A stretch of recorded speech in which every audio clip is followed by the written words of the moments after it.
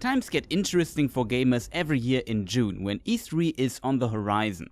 Because I worked far too long on my Lore of the Fellowship of the Ring video, also releasing it at the worst possible point in time, E3 is far closer than I would like. That means I'm not able to include EA's press conference, but turns out nothing too surprising. I would have predicted a Battle Royale mode for Battlefield 5 or even Star Wars Battlefront 2. Also, we got a title for Respawn Entertainment's new Star Wars game called Jedi Fallen Order. I knew it was in development, and knowing Respawn, I assume it will be action heavy. Sounds a bit like a game in the style of Jedi Knight, which would be great. When it comes to announcements, I noticed the trend of many publishers throwing out a lot before the E3 press conferences start in recent years. For example, EA has announced Battlefield 5. We know about a new Hitman or a new Fallout and Rage 2. It makes sense for smaller publishers who don't have their own press conferences, but I still don't get why they didn't announce Battlefield 5 at E3.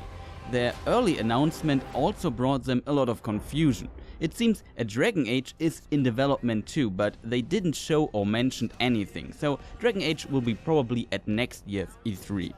But let's talk about the others. Next is Microsoft's conference, and that means the new Age of Empires for me. Looking forward to it. I also know that Sea of Thieves developer Rare will show their next 2 content updates in some way. This might not get too many people excited, but I'm still playing. As far as I know, one of them will be a world expansion, which could be big. And the next one, according to some rumors, will include new items for combat and so on. Maybe even an AI ghost ship event or something. There will be news for Forza fans, I guess, and we will see something about a new Halo and probably a new Gears of War game, because Microsoft needs to get their gears going, pun intended.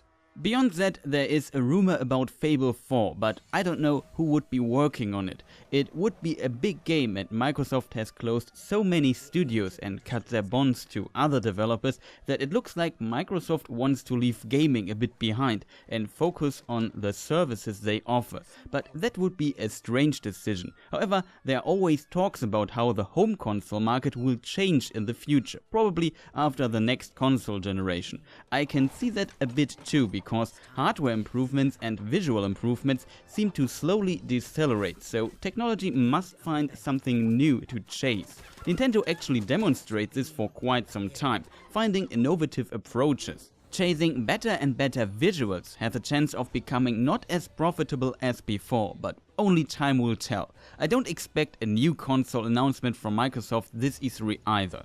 I also see them talking about some indie games and Minecraft again. The Last Night and Ori and the Will of the Wisps will probably return, and maybe we hear news about Below, which somehow still isn't out and it's quite silent around it. Game industry wise, Microsoft will be very interesting this year because it shows what they are up to, and as said previously, Microsoft does not make too much sense at the moment. It looks like they are decreasing their efforts on the gaming market. Bethesda, in contrast, seems to have a lot to talk about this year. They already announced Fallout 76 and Rage 2 before E3 for some reason, but what else could they be up to?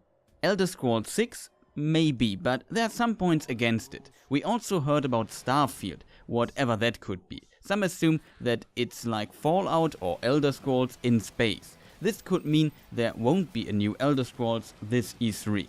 Also, the early Fallout 76 announcement surprised me and is a point that makes Elder Scrolls 6 unlikely for me, but we will see. I would also expect at least 1, if not 2 other new games from Bethesda announced this E3 or this year. I don't think it's a new Wolfenstein or Dishonored though. They could in addition tease another Elder Scrolls Online expansion. Devolver Digital will probably do something similar to last year, maybe more political, like in the style of a Trump parody. They also have games I'm interested in like I-Tier, and they could also have some unknown indie developer developing a true gem. Very hard to predict, but they also still have some unreleased games in the pipeline. Since the Microsoft press conference is starting soon and I'm still not done with editing, I'll end the video here and upload the rest of the video and my speculation in another video pretty soon. So thank you for watching and see you next video, I guess.